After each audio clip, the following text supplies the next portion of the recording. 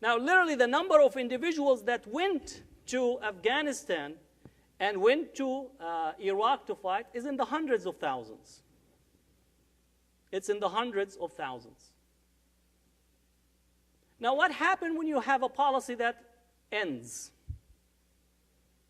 Individuals who spend 5 to 10 years, some more, and you say, well, this branch is closed, we're going to move on to better things. Is that the unintended consequences of one-dimensional policies. Bin Laden was one of those individuals that was recruited for the Afghan regime, for the Afghan battle. He was recruited. Why? He's wealthy. His family is prominent in Saudi Arabia. They're in the construction business. He would be the poster child for sacrifice. You could send him around in delegation to raise funds. Right? So we leaned on him and his family and his contacts to try to bring a large base of support for the Afghan jihad. And for a while it succeeded. Once the operation ended, and this is where you have what you call individuals who get grandeur ideas of themselves. He really thought that it was him and his small group of followers that actually defeated the Soviet Union. Yeah? He really believed in, if you looked at his rhetoric, if you looked at his writing, if you looked at his speeches, if you looked at all his material, right? He really believed that it was him with his followers that defeated the Soviet Union. And this is part of the problem of being a small part of a global process. You tend to forget the global process that made the small process successful.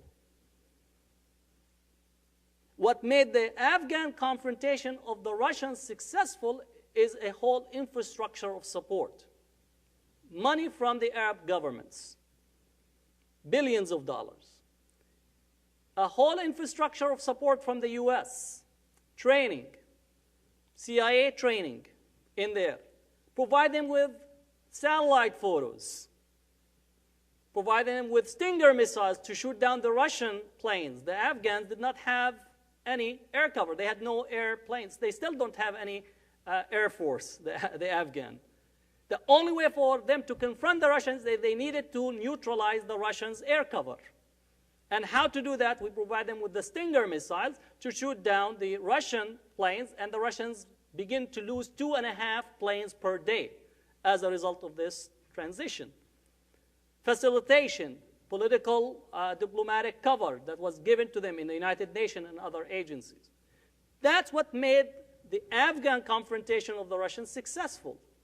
But for Osama bin Laden and his group, which were known as the Arab Mujahideen, those who were from the Arab world came into Afghanistan, for them they were the ones that actually defeated the Russians.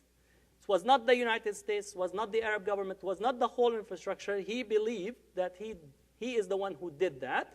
And he believed that it was Islam per se was the engine that made it possible to defeat the Soviet Union.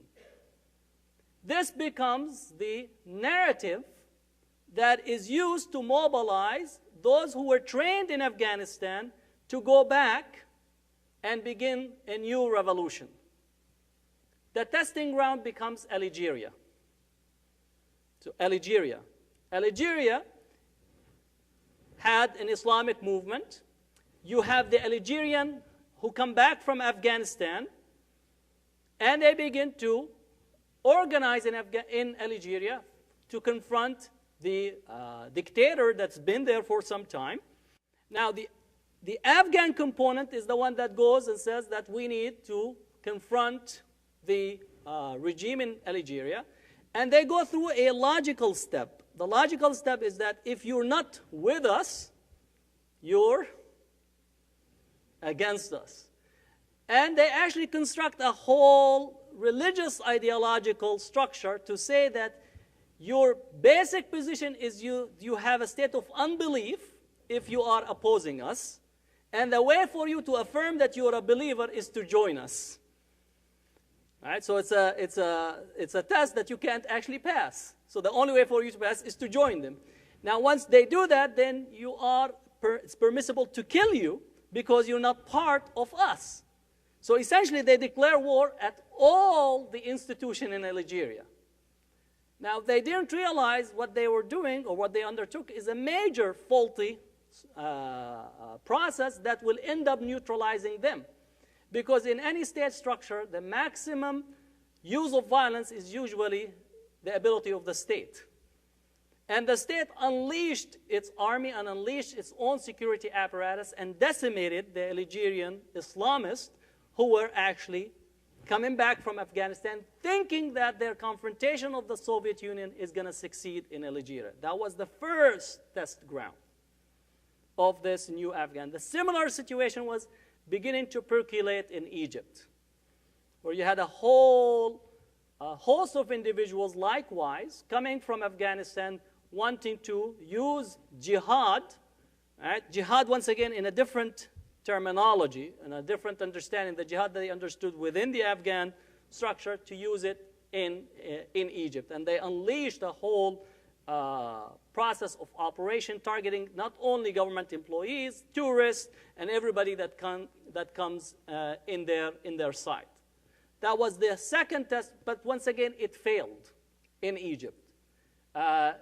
The population in general did not follow suit. And this is, I would say, their lack of understanding of the inner dynamics or the basic structure within Egyptian society as well as Algerian society in general, that people are still looking at their best interests, and revolutions are not going to take place just by a spark. That was their belief in 9/11. If we just attack America once, everybody will see the success of what we did, and then they will all join in revolutions across the Muslim world. That thesis just was proven wrong at the time of Mao.